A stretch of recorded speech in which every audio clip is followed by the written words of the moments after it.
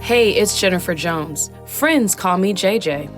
This platform is designed for the new leader who wants to become a great leader in the modern workplace. Over the last 15 years, I have learned valuable lessons that I want to share with you to get you there ASAP. When the leader gets better, we all get better. Happy Monday! You're tuned in to JJ's Virtual Leadership Coffee Chat. If you haven't already, go grab that favorite latte or a spot of tea. A glass of wine is all right with me. Remember, you can always push pause. Let's go.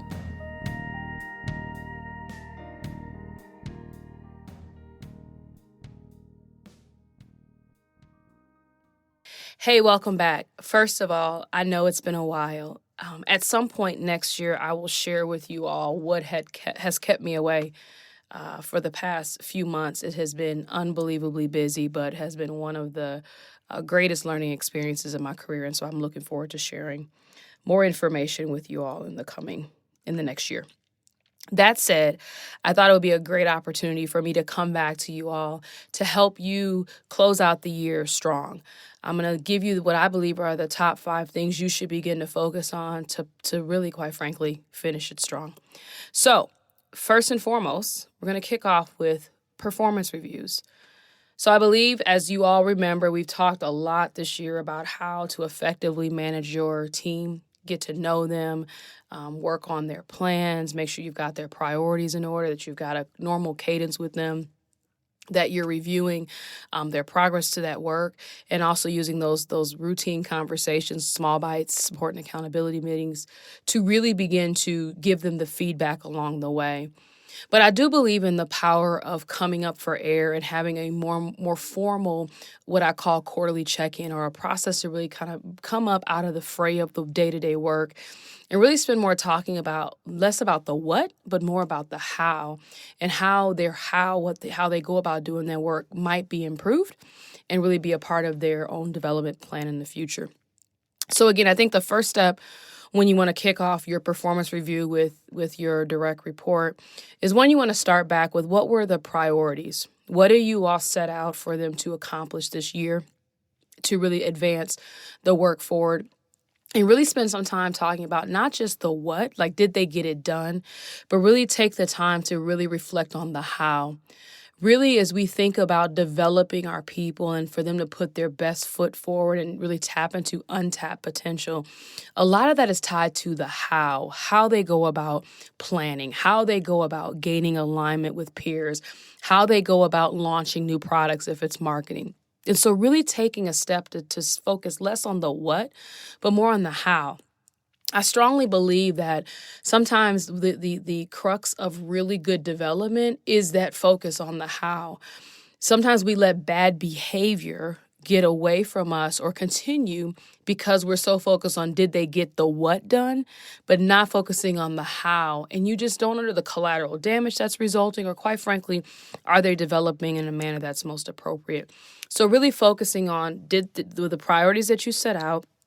You can check the box that they completed, but really vectoring in and reflecting on how they actually went about the work. I think the second area really is around the plan. So what did they learn? So if they set out to do 2 or 3 different key tasks, take the time with them to reflect on what did we learn, what went well and what didn't go well, what might we do differently next time, and what might we want to double down on in the future. I think, again, if you guys remember back in earlier podcasts, we have a habit of planning to do the work and then getting into the doing and never coming back and saying, hey, what I set out to do when I started this work, did I accomplish it? Great. And if I did, what did I learn? Why was it successful? But let's say we weren't successful with that plan. What might we learn? I love the quote that just said there really is success and really learning, right? So there's no such thing as failure. Every time you fail is an opportunity to learn and improve. But if you don't take the time to pause and say, how did we do against the plan that we laid out and really capture those learnings, you'll definitely miss that. So then the third part about this is really going deeper into what are the development opportunities for that individual. I think that there are three kind of areas from a development standpoint that I try to focus in on with my folks. It ties back to the first two things we talked about: how they did the work, what were the experiences they had, how did they go about doing the work, and also what they learned. Really, if you think about development, it's really about, what's the next step? What's the next opportunity for growth? How do we build on what you learned this year? So if you don't take the time to pause and collect the learnings, you can't really focus in on where you want them to focus on future learnings. So the development needs to start on, hey, listen, what are the experiences or the learning opportunities I want to give you next year based on what you learned this year? Those are all really important as you're focusing on the investment of developing your direct report. The second area that I really like to always pause in this moment is as you're thinking about their experiences or what you want them to learn or what you want them to develop. So maybe it's a matter of, hey, they do a really good job of getting work done, but we need to work on their ability to communicate more effectively. Or perhaps they did a really good job on setting out a plan to launch a product, but I want them to spend a little bit more time on understanding the voice of customer. So if you find these key areas that you want them to develop those soft skills or even functional skills, I think it's important for you to begin to think about what mentorship or assistance might we identify for them so that they can continue to grow and develop. Listen, you can't be their end all be all. There is an important aspect of having a diverse pool of resources and support to develop that person. So if your employee does not have, your direct report does not have a mentor, it's up to you to really help them identify that resource and begin to gain the skill of going to someone that is involved in their day-to-day, but also learning from that individual and applying those tools and resources, because it really just helps to advance them quicker. I think the other dynamic, when you think about personality types, we started this whole season this year talking about the emerald and the ruby and the sapphire. Sometimes you might be a ruby, right? And your employee might be an emerald. It's really important for you, if you've really done a good understanding of like identifying other folks that might be emeralds in the organization or in your network. Sometimes it's a good opportunity for you to pair them with another emerald that might be where they want to go, so they can begin to learn how to maybe overcome some things that might be challenging for them, or figure out better ways to communicate with other personality types that perhaps that person has mastered. That's all the power of mentorship. And I think as a leader, it's up to you to help them identify those key roles or those key mentorship opportunities. The last area that you really want to focus on is one, I think you, as a leader, your job is to focus on developing leaders, right?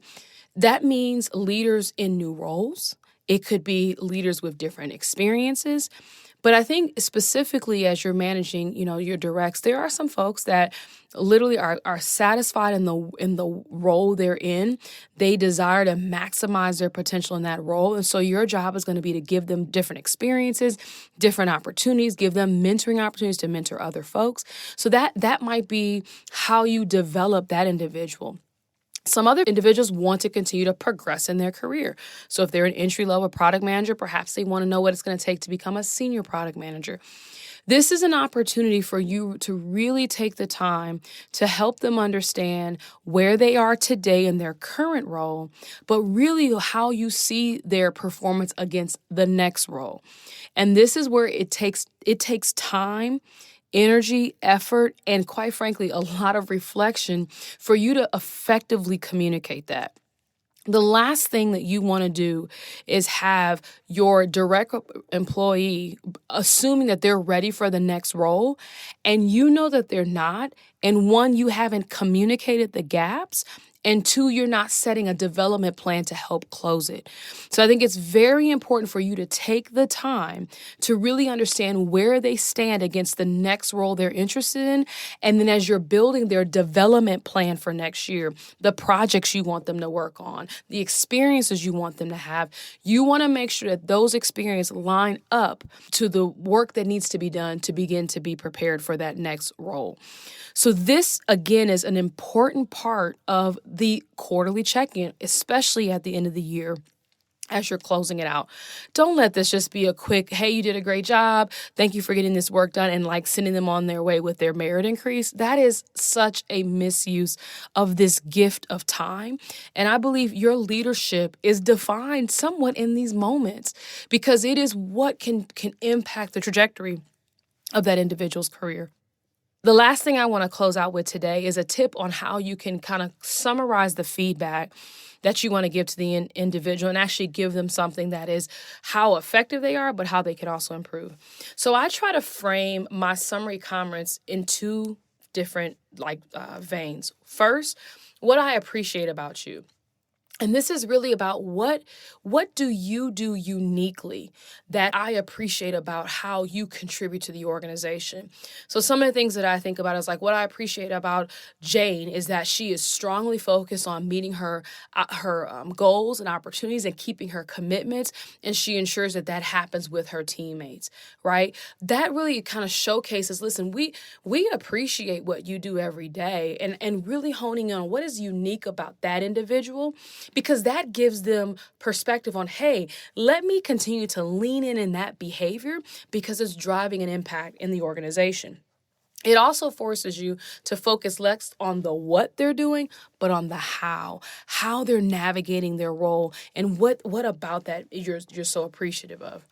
I think the second area is, I'm not a fan of like, you didn't do this well, or you're not good at this. I don't like that. I don't even care that much for like, this is a development area. For me, I really focus on how might you be more effective, right? Because again, everyone shows up. I have to believe that everyone shows up with the best intent, and no one shows up assuming I'm going to be a poor communicator or I'm not going to focus on alignment. So they're showing up in a manner that they believe is the right way. But this second step of the feedback loop is important when I say, what I believe you'll be more effective if you do this. What adjustment in their behavior might make their outcome more effective? And again, that puts the power in their hand to really adjust what they might be doing, so at the end that they can be a more effective contributor to the organization. So that's it. That's step number 1 on how to close the year out strong. Take the time to spend with your team members and really give them the feedback to close out the year. Next week, I'll talk about you. How do you improve for you? See you.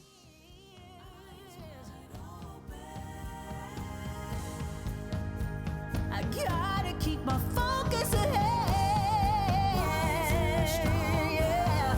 Yeah, because I just want to fight.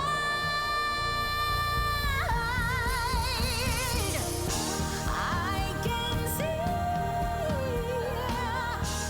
oh, I can say, I can see